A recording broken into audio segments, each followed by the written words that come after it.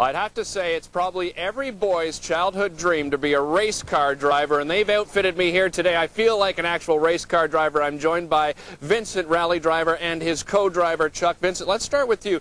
Tell us about this race here that's happening in the Ottawa region. This is the fourth event for the national championship. It's located in Saint-Agathe and Montpellier. It's about an hour and 20 minutes from here.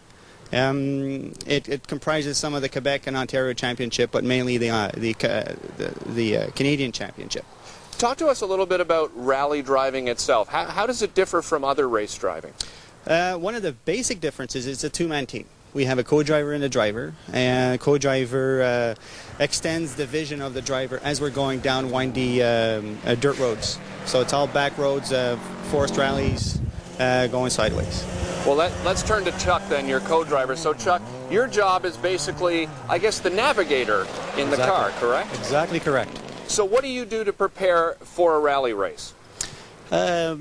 Mostly there are supplementary regulations. We study those, find out what the route's going to be, where it is, where the stops are going to be, how long each stage is, and try to prepare for what's going to happen the day of the rally, mostly. Well, and that's what you have written down. If you can just show that up to the camera here. For everybody at home, this doesn't look like much, but you're actually describing here what's happening during the race, correct? That's right. So this is work that we do actually the day before the rally in what's called reconnaissance or recce. We prepare notes that help us basically understand all the features of the road. And so part of the recce is Vince will read out the road as he drives along, and I'll write it down. And basically it gives us an indication of what's around the corner, how sharp the corner is, what's over the next hill, all that sort of thing. So it's all meant to make his job driving fast just that much easier. Vincent, let's talk about how did you get involved with rally driving?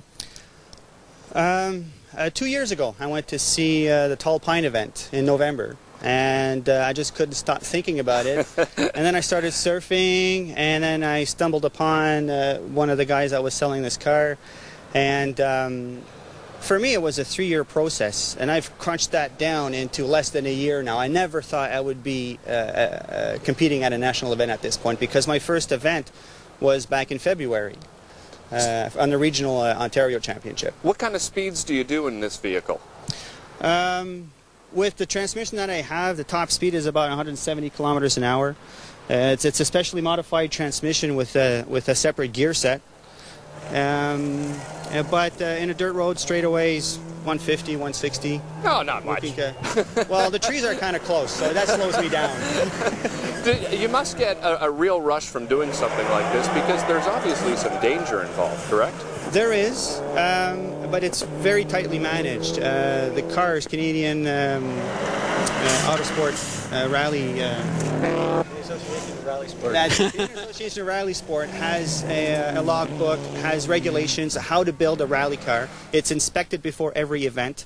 We have roll cages. You're wearing some of the safety equipment, double Nomex suit with the Hans device and a certified helmet. The roll cage is the big difference between a street car and a performance rally car.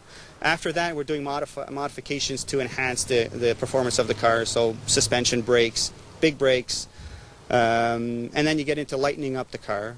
We have Lexan windows, and we strip the inside of the car completely. So obviously, Chuck, you must have a lot of trust in Vincent, don't you? Absolutely. I was just thinking exactly that while Vince was talking. It's a lot about trust, but it goes both ways. Vince has got to trust me to tell him to go right instead of left, and to tell him the degree of the corner, that kind of thing. So it's a teamwork that we've been working on all year, and I think we're improving each event. I'm having a great time too. So it's great to be with a good driver, and so far we've been safe, and that's our objective, to finish all the races and to be safe. Vincent, when does the race get started? How can people go out and check you out? The main event is Saturday. Car Zero leaves at 7:30. It's in Montpellier. You can drive up. It'll be a good day. It's about, like I said earlier, an hour and 20 minutes away. You show up at Montpellier, a very small village, and there's 40 teams there with a lot of really big factory teams. You show up at town, you will not miss it, the activity going on. All right, well, let's say we strap me into this vehicle and get going. What do you say? Sounds great. All right, let's do it. Let's step over the roll bar here. I love the easy button you've got here. That's for the end of the rally? When we get to the end of the rally. Yeah, when we get to the end, we press the easy button. It's a 5-point harness. I feel spoiled here. I don't have to do a thing. And we strap you in real nice and tight. He's not kidding. Can you still breathe there, Derek? I think so.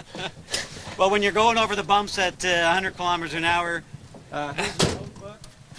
You got to read the notes, buddy. All right. Okay, I got my notes. We're going to go to an R6, into a crescent, into an R5. Repeat, please. R6 into a crescent R5. I have no idea what that means. Safety first, remember, Vincent. See you, everybody.